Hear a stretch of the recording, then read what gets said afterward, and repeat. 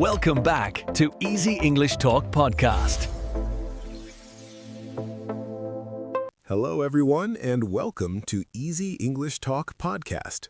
It's great to have you here with us today. Hey, Priya, how has your day been so far? Hi, Ryan. Thanks for asking. My day has been quite calm and peaceful, which I'm really grateful for. How about you? Have you had a good start to your day? Yes, it's been good so far, thank you. I've been preparing for our conversation today and feeling excited about it. Before we begin, I want to speak directly to our listeners. Where are you watching or listening from right now? Yes, we would love to know. Are you at home, maybe taking a walk, or perhaps listening while traveling somewhere? It's wonderful to have you here with us today. And we also want to ask you something important. Is this podcast helping you improve your English and grow as a person? We hope it's making a positive difference in your life. Please share your thoughts in the comments below. We read them, and we truly appreciate hearing from you.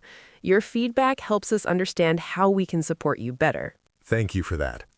Now, today, we are discussing how to protect your energy from negative people.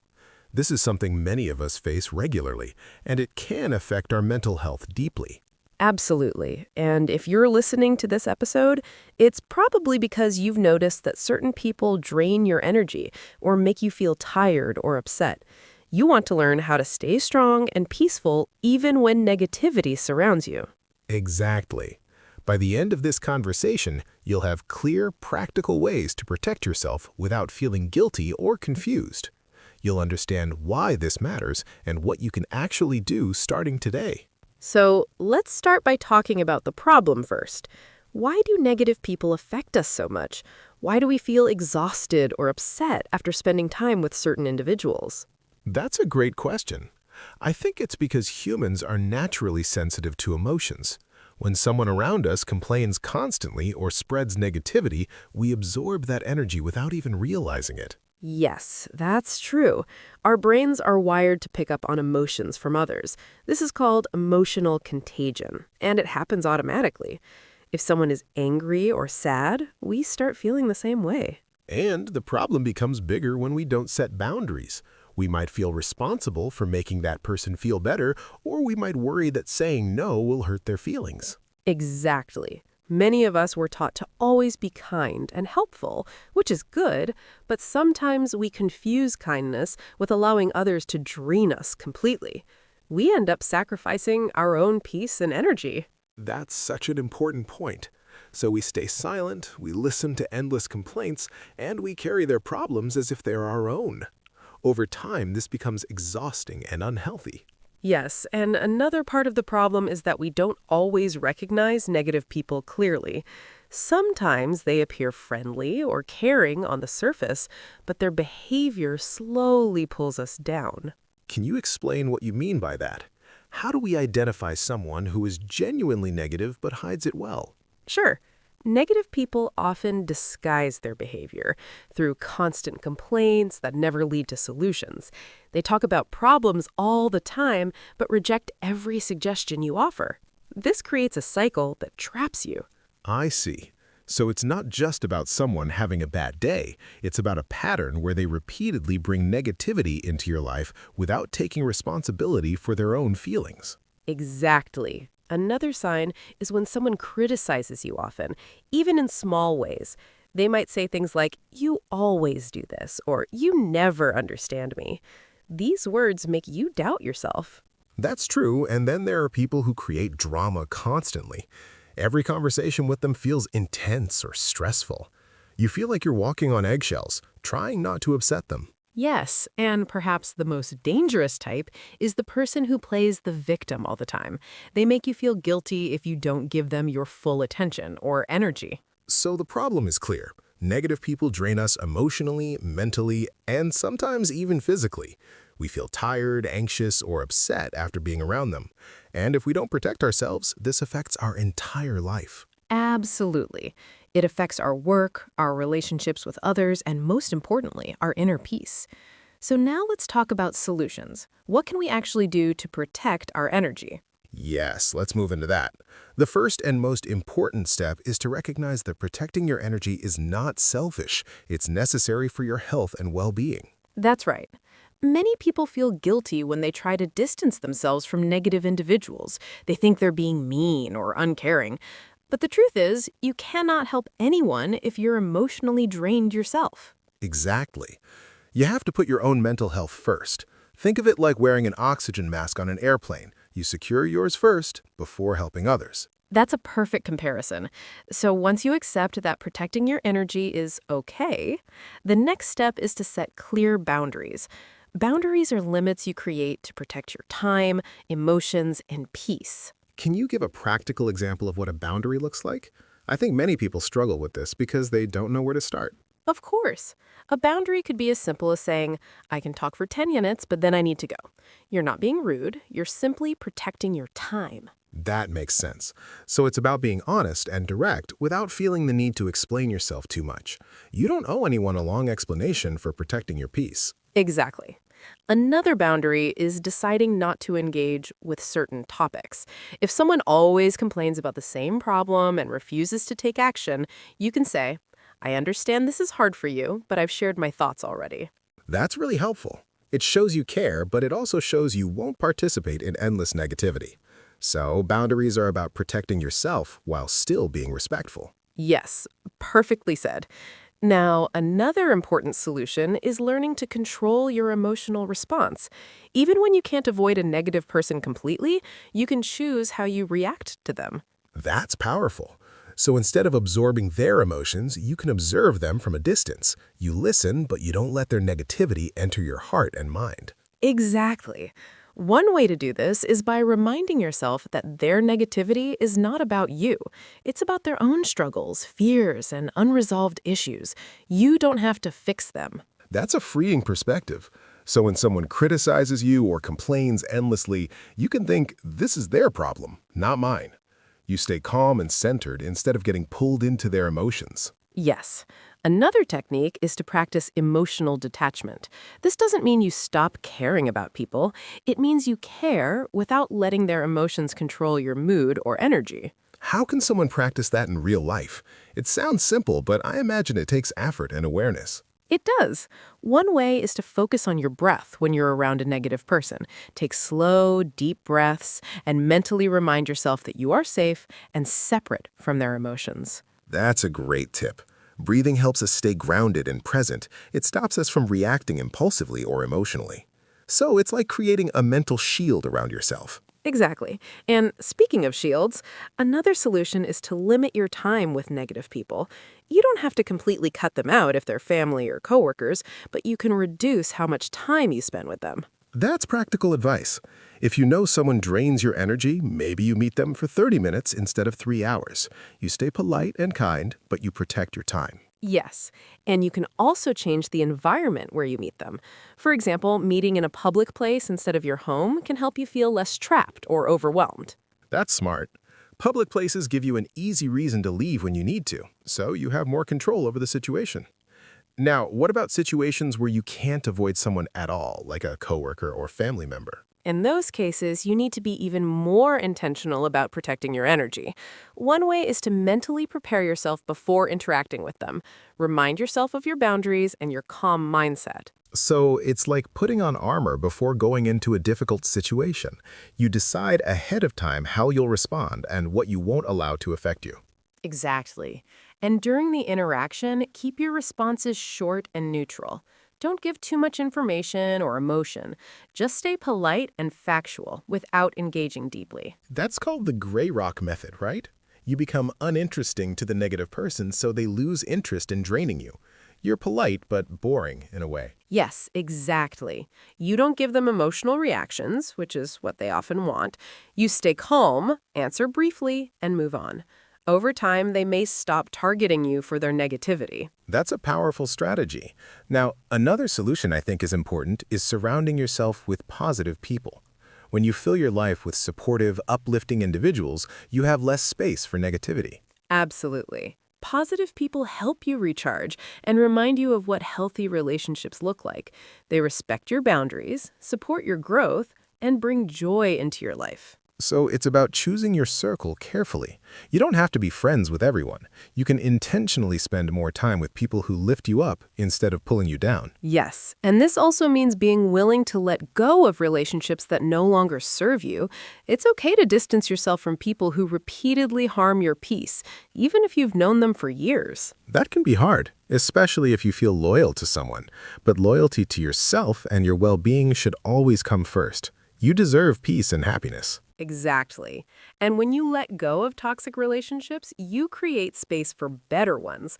You also show yourself that you value your energy and mental health, which builds self-respect. That's beautiful. So protecting your energy is also about self-love and self-respect. It's about recognizing your worth and refusing to let others diminish it. Yes. Now, another helpful solution is practicing self-care regularly. When your own energy is strong and balanced, negativity from others affects you less. You feel more resilient and grounded. Can you share some simple self-care practices that help protect our energy? I think our listeners would appreciate practical ideas they can use every day. Of course. One simple practice is spending time alone to recharge. Silence and solitude help you reconnect with yourself and release any negative energy you may have absorbed during the day. That's important. Many people underestimate the power of quiet time. Even just 10 or 15 minutes of sitting in silence can make a huge difference in how you feel. Yes. Another practice is moving your body. Exercise, walking, dancing, or even stretching helps release tension and clears your mind. Physical movement is a powerful way to reset your energy. I completely agree. And what about activities like journaling or meditation? Do those help with protecting your energy as well? Absolutely. Journaling helps you process your emotions and understand what's affecting you. When you write down your thoughts, you release them from your mind instead of carrying them all day. That makes sense. And meditation helps you stay present and calm. It trains your mind to observe thoughts and emotions without being controlled by them. Exactly. Both practices help you become more aware of your internal state, which makes it easier to notice when someone is draining your energy. You can respond faster and protect yourself better. So self-care is not just about feeling good. It's about building a strong foundation so that external negativity can't shake you easily. You become more stable and centered. Yes, perfectly said. Now, another solution is stop trying to change negative people. We often waste energy trying to fix someone or make them see things differently. But the truth is, people change only when they want to. That's a hard truth to accept. We care about people, so we want to help them. But if they're not ready or willing to change, our efforts are wasted and drain us further. Exactly. So instead of trying to change them, focus on changing how you respond to them. Accept them as they are, but protect yourself from their negativity at the same time. That's wise advice. It's about letting go of control and focusing on what you can actually control, which is yourself. You can't fix anyone else, but you can manage your own energy and boundaries. Yes. And this brings us to another solution, which is practicing gratitude. When you focus on what's good in your life, you naturally feel more positive and resilient. Negativity has less power over you. That's true. Gratitude shifts your focus from problems to blessings. It reminds you that even though negative people exist, there's still so much goodness around you. Exactly. You can practice gratitude by simply thinking of 3 things you're thankful for every morning or before bed. It's simple, but it changes your mindset over time. And when your mindset is positive, you attract more positive experiences and people into your life. You also become less affected by negativity because you're grounded in appreciation and peace. Yes, that's beautifully said. Now, another solution is to use affirmations to strengthen your mental and emotional boundaries. Affirmations are positive statements that help you believe in your ability to protect yourself. Can you share some examples of affirmations that would help our listeners? I think hearing specific phrases would make this more practical for them. Of course, you can say, I have the right to protect my peace, or I am not responsible for other people's emotions. These statements remind you of your boundaries and your power. Those are great. Another one could be, I choose who I give my energy to. This reminds you that you have control over where your energy goes and who receives it. Exactly. Repeating these affirmations daily, especially in the morning, helps you start the day with a strong, confident mindset. You feel ready to handle negativity without being affected by it. That's powerful. So affirmations are like mental training. They prepare your mind to stay strong and focused on protecting your energy throughout the day. Yes, and another helpful solution is to recognize your own triggers. Sometimes we react strongly to certain people or behaviors because they remind us of past wounds or insecurities. That's an important point. So it's not always the other person's fault. Sometimes our reaction is bigger than the situation because it touches something unhealed inside us. Exactly. When you understand your triggers, you can work on healing those parts of yourself. And as you heal, you become less reactive and more peaceful around negativity. So self-awareness is key. The more you know yourself, the better you can protect your energy. You're not just reacting blindly, you're responding with understanding and intention. Yes, and this leads to another solution, which is seeking support when you need it. You don't have to handle everything alone. Talking to a trusted friend, therapist, or counselor can help you process difficult emotions. That's true. Sometimes we need outside perspective to see our situation clearly. A good listener or professional can help us understand patterns we might not notice on our own. Exactly. And there's no shame in asking for help. In fact, it's a sign of strength and wisdom. You're taking care of yourself by seeking support instead of suffering in silence. Absolutely. So protecting your energy is a combination of many things. It's setting boundaries, controlling your reactions, practicing self-care, saying no, and seeking support when needed. It's a lifestyle, not just a single action. Yes, that's exactly right. And the most important thing to remember is that you deserve to feel peaceful and happy. You don't have to tolerate negativity just to be kind or avoid conflict. That's such an important message. Being kind doesn't mean sacrificing your well-being. True kindness includes being kind to yourself first. When you're healthy and balanced, you can actually help others better. Exactly. And protecting your energy doesn't make you selfish or cold. It makes you wise and responsible for your own mental health. You're simply choosing peace over chaos. That's beautifully said. So to summarize everything we've talked about today, protecting your energy from negative people starts with recognizing that it's necessary and healthy. It's not selfish to prioritize your peace. Yes. Then you set clear boundaries, limit your time with negative people, and practice emotional detachment. You don't absorb their emotions or try to fix them. You stay calm and centered. You also surround yourself with positive people, practice regular self-care, and learn to say no without guilt. You use affirmations, practice gratitude, and understand your own triggers so you can respond wisely. And when you need help, you seek support from trusted people or professionals. You remember that protecting your energy is an ongoing practice that requires awareness, intention, and self-love. Exactly. And when you do all of this, you'll notice a huge difference in your life. You'll feel lighter, happier, and more in control of your emotions. Negative people will have less power over you. Yes, you'll also have more energy to invest in things that matter, like your goals, your passions, and your healthy relationships. Your life becomes more balanced and fulfilling. That's the goal. And I hope everyone listening today feels encouraged and empowered to start protecting their energy. Even small steps make a big difference over time. Absolutely.